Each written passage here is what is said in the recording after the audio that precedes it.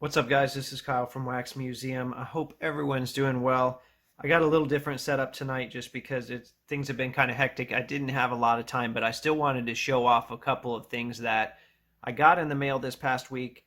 I talked about them on the podcast, but I haven't shown them on the YouTube channel. So let me start with this Malcolm Brogdon card, which normally I would not pick up an Obsidian card. It's just not something that really fits my collection, but I have a little collection going of any time a Pacers player is pictured using a game that I was at. So I was able to track down this Malcolm Brogdon picture to an Orlando Magic game.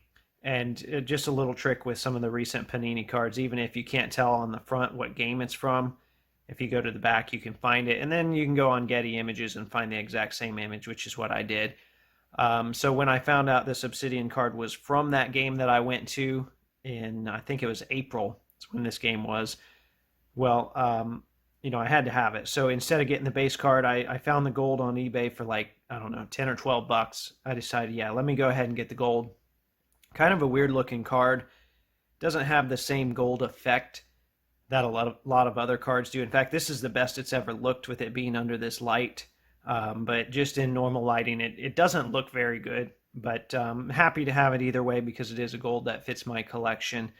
There is I think it's a green that's jersey numbered on eBay right now, but the guy wants like 10 bucks for it. I don't think it's worth that. I'd like to own it, but maybe I'll wait him out and see what happens with that.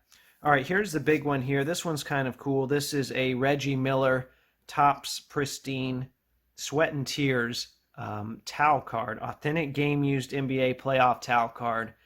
I mentioned it on the podcast. Do I think Reggie Miller actually used this? No. There were seven Pacers in the set, so they probably just got a big pile of them from the Pacers, but anyway, they used them. They made cards out of them, so that was pretty cool. And it took me years to realize this, but the front has got an S, and then the back has got a T for Sweat and Tears, because that's what the set's called. But for a towel card, I've always felt like these were surprisingly thin. Kind of cool that you can see the relic on both sides. I tried to describe it on the podcast, but it was hard to do so. So yeah, there you go. I mean, you can see you have access to that relic from both sides. So that's pretty cool. Always wanted those, never able to add it. I'd love to add one eventually that has part of a Pacers logo or something on it, but was happy to grab this one for the time being. So there you go, two cards that I got in this week that I discussed on the show. Haven't shown off on YouTube. New episodes of the podcast every Thursday. As always, thanks for watching.